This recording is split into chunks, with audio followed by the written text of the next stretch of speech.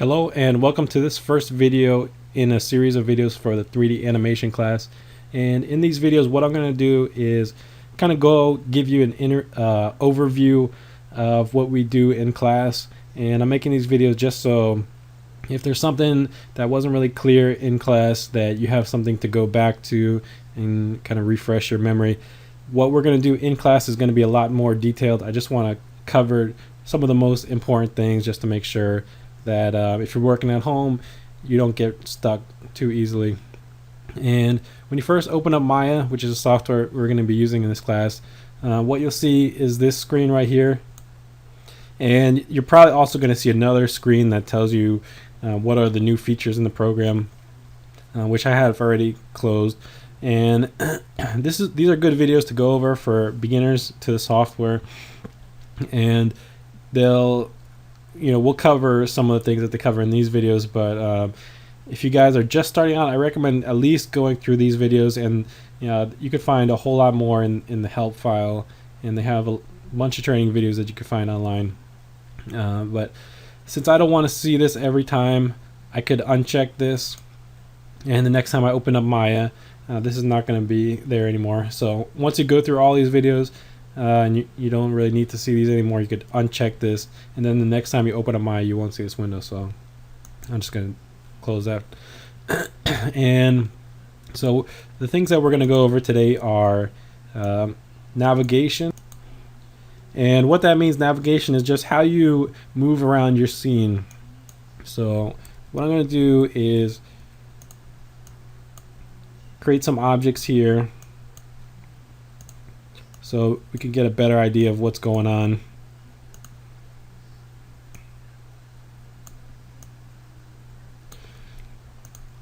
Alright, so basically for navigation, all you really have to remember is to hold down the Alt button, and then hopefully you guys are using a 3-button mouse. Left click, right click, and the middle scroll wheel clicking down is the middle click. So when I hold down Alt and left click, I can rotate around my scene, and when I hold down Alt middle click, I'm panning the view here, and still holding down Alt and right clicking and dragging up down, or actually left to right works the same way. You're zooming in and out, so that way we could see where we need to go in the scene. And this becomes real helpful when you have a real complicated scene. So one other thing is a keyboard shortcut that's good to remember is F, and that focuses in on one object. So when I press F, now I'll just move this one out here. So if I have a bunch of objects and I'm rotating around here, but I want to start working on this one, I can press F, it zooms in on that one, and if I press F, it zooms in and it centers my rotation around that object. And if I have nothing selected and I press F, it just focuses in on all the objects in the scene. So if you have a big scene that's really spread out far apart, and you're working on one thing and you kind of get lose track of all the other objects in the scene, you can press F and it'll zoom out to your entire view here. So that's pretty much it for the navigation. The other thing is, if you want to use the scroll wheel, you could zoom in and out. And if you forget where the shortcut for framing selection, you could go to the view menu and come down here, but you're going to be pressing this so much and using this so often that it's really a waste of time not to use this keyboard shortcut here. Okay, so the next thing we're going to look at is the custom shelf. And well, one thing I should mention is I'm kind of dealing with a cold, so I'm pausing a lot to so I don't cough into your guys' ears. So if you see my mouse jumping here and there, it's just because I'm stopping and starting the recording of the video. But so what we're talking about next is the custom shelf. And basically you have all these shelves up here, which you could click on these tabs and you can see all these different shelves. But it's really not an efficient way to work to have to go through all these shelves with all this stuff in here. So what I like to do is, you have one of these shelves, it's called custom shelf, and there's nothing in it, but there's certain tools that I like to use a lot, and I find it easier to just go to, well, the polygon menu. I like to just take the cube tool. This is something I use a lot, so I'll just middle mouse click, hold it down, and drag it over the custom shelf and let it go. And one thing you'll see is the cube tool, it doesn't copy it from the polygon shelf to the custom shelf. It just actually takes it away from the polygon. So this is something to note. You won't see it here anymore. You will see it here in the custom shelf. So another thing I like to use a lot is the sphere tool, and drag it into custom. It's no longer here anymore. I could, if I wanted to, I could drag it back. I could actually, I should mention one thing that I previously dragged out of this window and put it into the custom window, and then I deleted it, which you could do. Excuse me. So I could, if I took this and I dragged it to the trash can, it deletes it from the shelf, but it doesn't, you can see it doesn't put it back in here. So this is something you got to be careful about. I could go through the regular menus.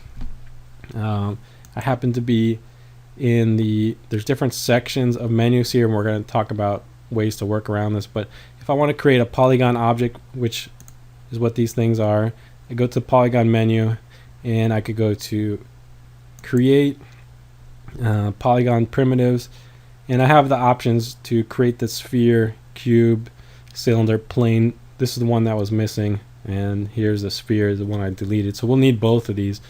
And to actually polygons, primitives. All right, so what I want to do is I want to float this menu, and I could do that by clicking on this dotted line here. So now that menu stays open no matter what's going on. And one of the nice things about Maya is you could really customize your interface, and it really helps to speed up your workflows. So I want these to two of these to appear in my custom menu. I want the sphere. If I just click on it, I get the sphere tool. That's mean click and drag to create a sphere. But I don't want to use this menu all the time. I'll just press Control Z to undo. Instead of just clicking on it, I can hold down Control and Shift and click on it. And what that does is whatever tab I have open up here, it adds that to my custom toolbar. So I want that, and I want the custom plane here. So that's just a way if you accidentally delete something and you need to get it back. There's many different ways to do the same things. You could go through. If you're an icon type of person, you could go through these, or create your custom shelf and populate that with all the tools you need. You could also use the menus here, and what you have here is these basic file, edit, modify. These things right here on the left, they stay the same. But if I click on the animation menu, you'll see some of these things like edit, mesh tools. When I go to animation, those things go away. These stay the same on the left, but now you have this stuff that deals with animation, like constraints and skeletons and stuff like that. But actually, I'm going to skip the order of what I have listed here because it kind of makes sense to just from this point jump to the hotbox menu, and then we'll go back up here to number 3 selections. It should have been switched around, but right now we're going to talk about, you have a GUI pop up, and let me just create some objects so we have something to look at here for later on. So just clicking and dragging creates a sphere. If you want to create a cube, you click and drag to create the width and the length, and then you drag up to create the height of it. And plane, similarly, you just click and drag, but it's a flat surface, so you don't drag up for the height.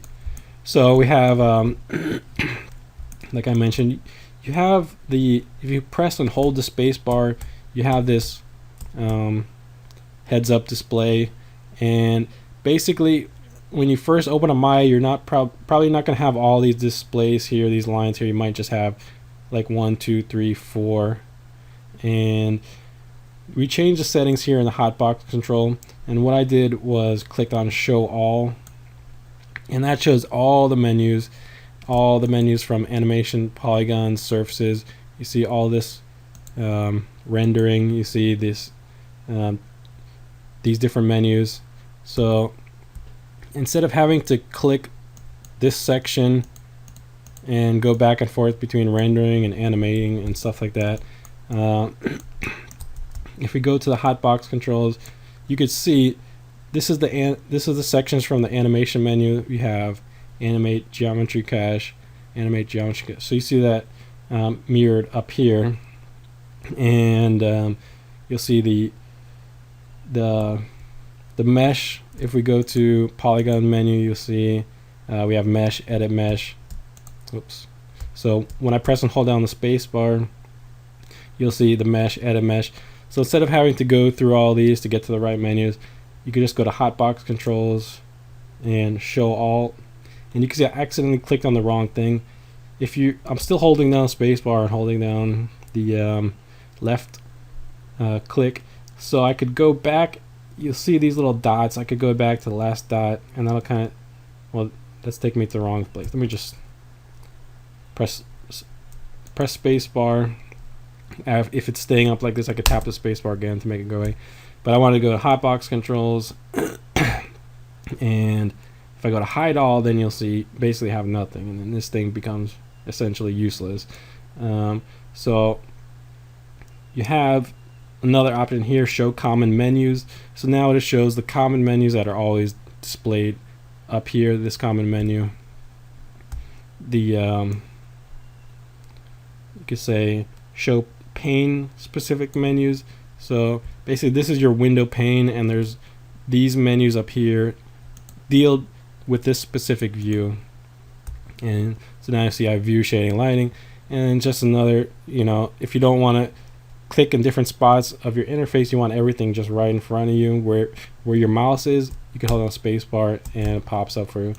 And you can say show custom menu sets. Actually, I think I missed that.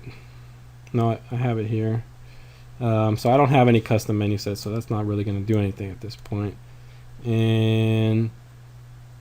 But what I like to do is turn this off, because if I want to change something in the view menu here, like frame all or frame selection, I'll usually just do it here. And so I'll go back here and usually just show all is a nice easy way if you just want to see everything at once. And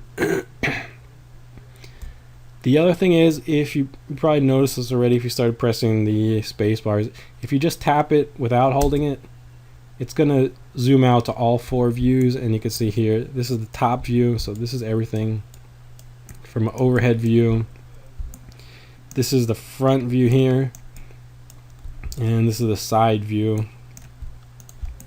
So you could see, if you move something, you get it from all different views, and this is helpful for lining things up. And so if you're not the type of person that likes to use custom icons, then you could come up here. If I want to create a sphere, I could go create polygon primitives, sphere, or if I want to do something else like torus, basically a donut type of shape, I have that option here. I don't use the torus that often, so there's no real need for me to drag this onto my custom shelf. On my custom shelf, I just want things I really use a lot. So the next thing we're going to talk about is making selections. And so you guys are probably used to clicking and dragging, create a marquee, and whatever falls inside that rectangle is going to get selected. And say I selected too much, I can hold down Control and click to deselect, or if I want to, whoops, I didn't mean to click on it. If I want to select something over here and select something else over here to grab two things and move at the same time, I can hold on Shift and drag. So Shift will select multiple objects, but if you hold down Shift, let's say, let me just grab everything.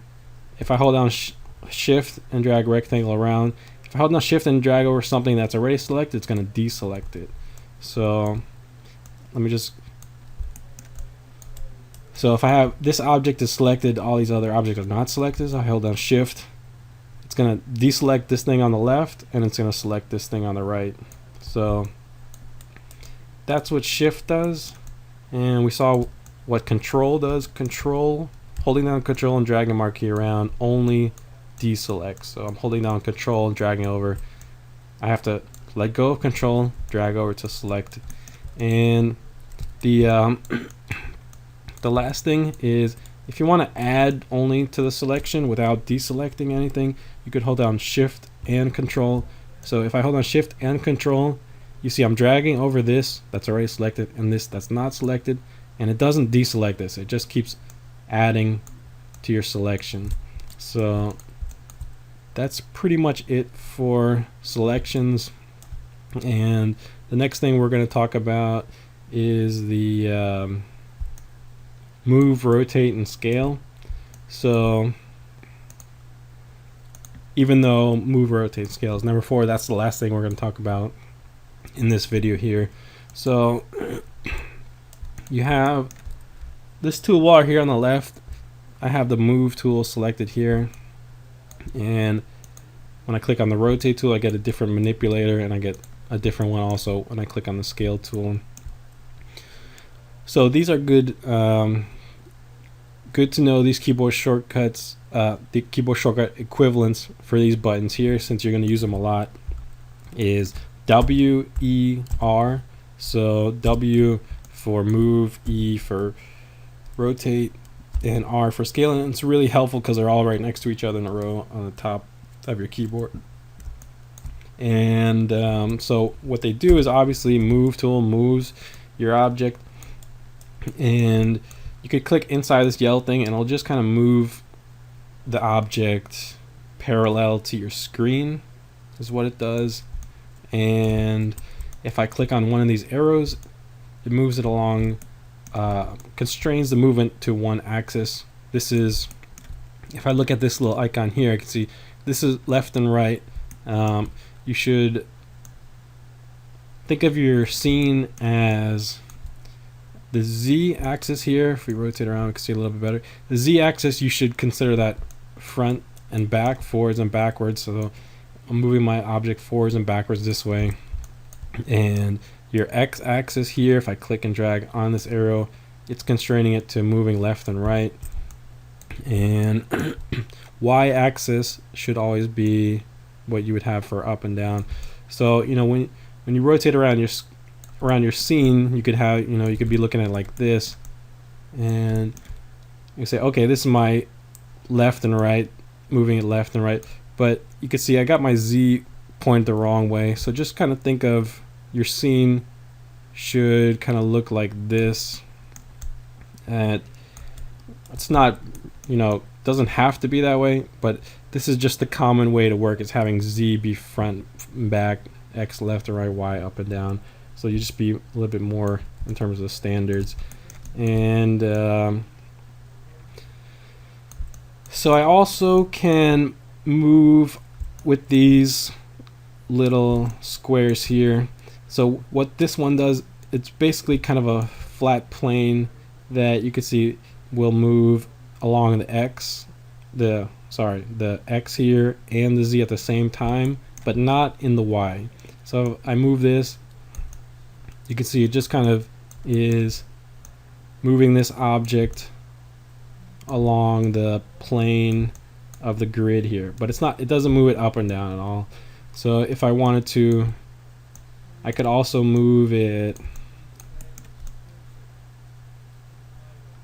if I click on this one here, it'll move it along the Y and the Z. So you'll see no matter what I do, it'll keep the same distance from that object there.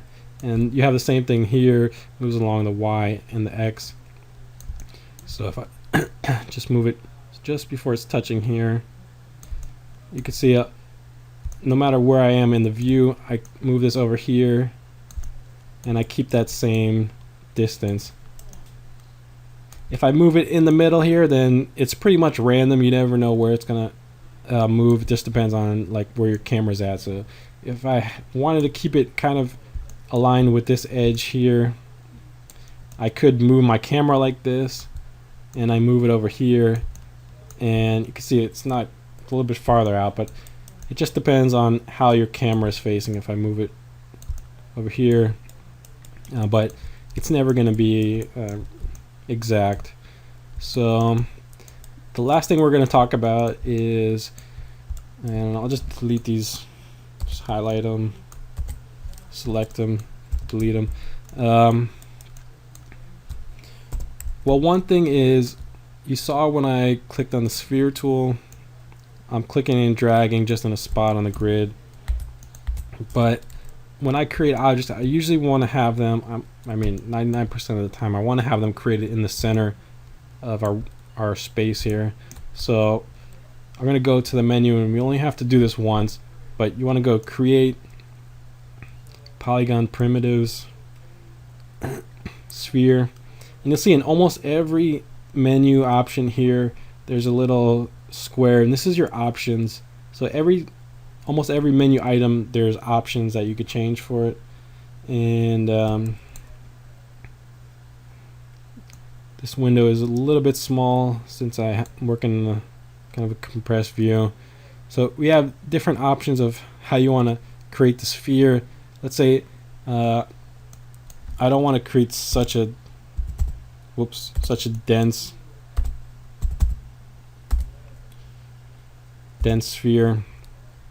So now you'll see I don't have as many polygons here. It was 20 by 20, and now you'll see 10 by 10 in terms of these lines that create the sphere. So I could close these options now out. So that's one thing you want to know about creating objects and basically doing anything, is you have a lot of options, and we can't get to that through here. Actually, I think we could. Let's see if I remember how to do it.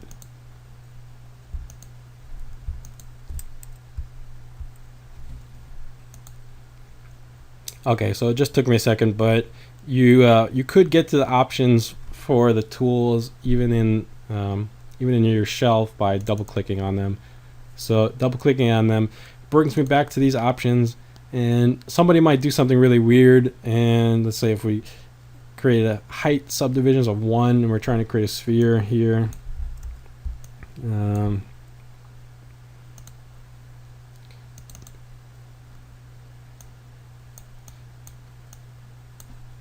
let's just try this 2 by 2, or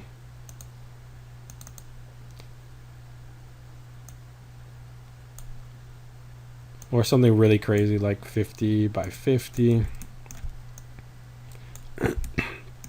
So now we created like a really dense sphere that's probably has a lot more geometry than we need, and you have to be careful when working, especially if you don't have the best video card. And you definitely should at least have, even a cheap video card you're going to want to use if you're using this at home. But if we get too much geometry in our scene, it's going to start to slow down, so we don't want that to happen. So what I'm going to do is I'm going to double click on this again, and if something gets out of whack, what you want to do is go into your settings and click reset tool, and that'll reset everything back to the defaults. I'm going to close my settings here, and while we're on the topic, one last thing I want to do is go to the create menu and polygon primitives, and let's try this again. This is I don't know why I keep losing it. This thing right here is, if I could ever click on it, it's something you want to check off of. For most of the time, this is really not useful. So I like to uncheck this. So now, whenever I create, actually let me. Okay, so I think one thing that was throwing me off for a second was I went to my create menu, polygon primitives, and I'm just gonna float this by clicking this dotted line here. So I unchecked interactive creation, which should stop me from being able to click and drag on the screen like that. And basically it made no change. It's the same as it was before, but now I'm realizing it was since I had created these menu items were created before I clicked off this option. They're keeping the old settings here.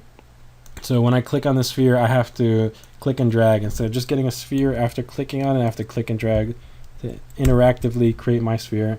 But if I go and click on sphere here, I just click on it and I'll delete that. I'll click on the cube here. So basically this turns off that interactive creation is turned off, and now I don't want to use these old settings for this sphere and this cube and this plane. So what I'm going to do is just delete these, and I know I could get them back really quickly because they're right here. So